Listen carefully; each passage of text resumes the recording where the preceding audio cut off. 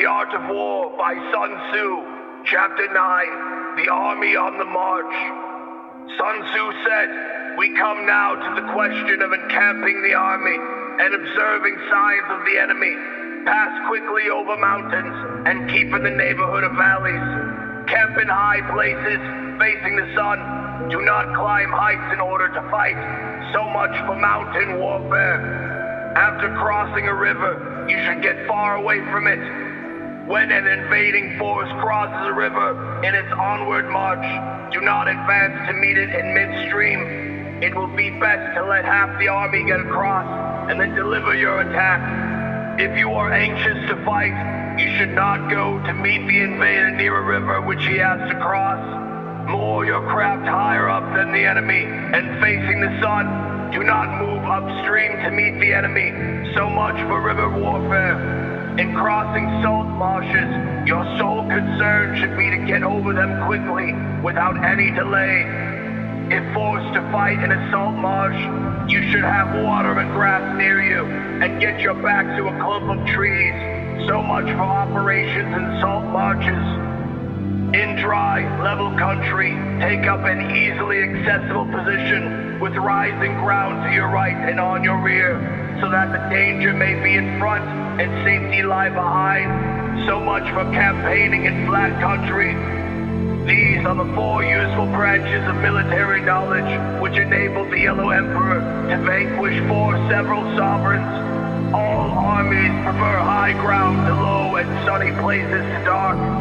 When you come to a hill or a bank, occupy the sunny side with the slope on your right rear. This will at once act for the benefit of your soldiers and utilize the natural advantages of the ground.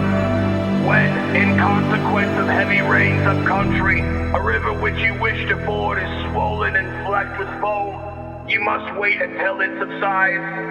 Country in which there are precipitous cliffs with torrents running between, deep natural hollows, confined places, tangled thickets, quagmires and crevices should be left with all possible speed and not approached. While we keep away from such places, we should get the enemy to approach them. While we face them, we should let the enemy have them on his rear.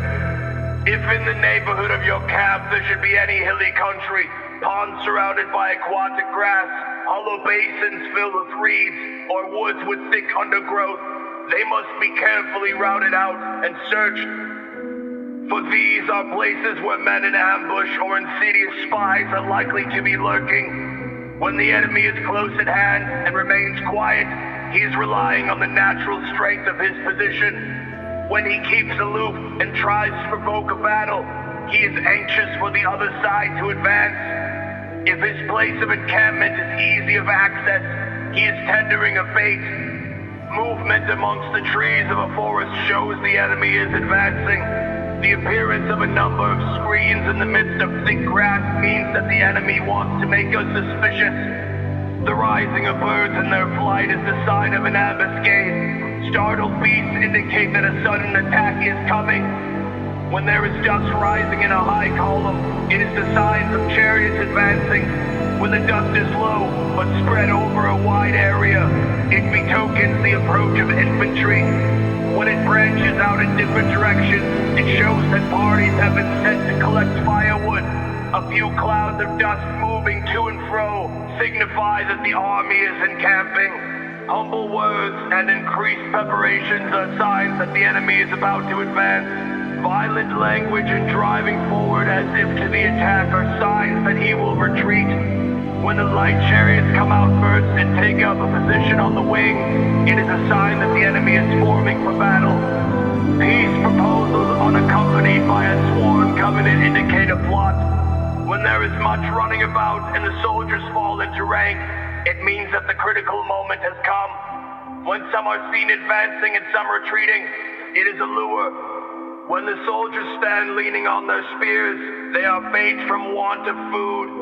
If those who are sent to draw water begin by drinking themselves, the army is suffering from thirst. If the enemy sees an advantage to be gained and makes no effort to secure it, the soldiers are exhausted.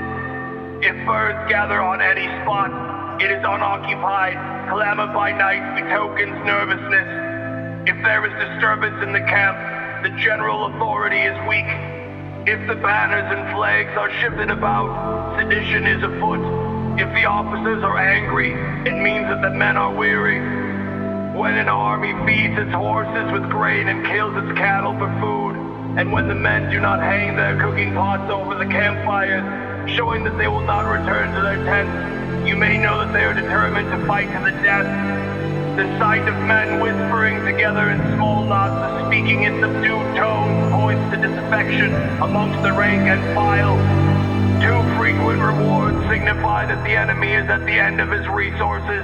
Too many punishments betray a condition of dire distress. To begin by bluster, but afterwards to take fright at the enemy's numbers, shows a supreme lack of intelligence. When envoys are sent with compliments in their mouths, it is a sign that the enemy wishes for a truce. If the enemy's troops march up angrily and remain facing ours for a long time without either joining battle or taking themselves off again, the situation is one that demands great vigilance and circumspection. If our troops are no more in number than the enemy, that is amply sufficient. It only means that no direct attack can be made. What we can do is simply to concentrate all our available strength, keep a close watch on the enemy, and obtain reinforcements. He who exercises no forethought but makes light of his opponents are sure to be captured by them. If soldiers are punished before they have grown attached to you,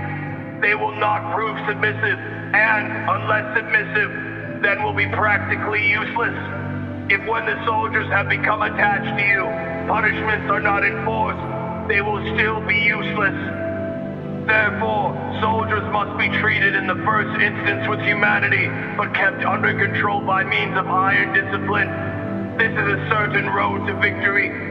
If in training soldiers' commands are habitually enforced, the army will be well disciplined. If not, its discipline will be bad. If a general shows confidence in his men, but always insists on his orders being obeyed, the gain will be mutual.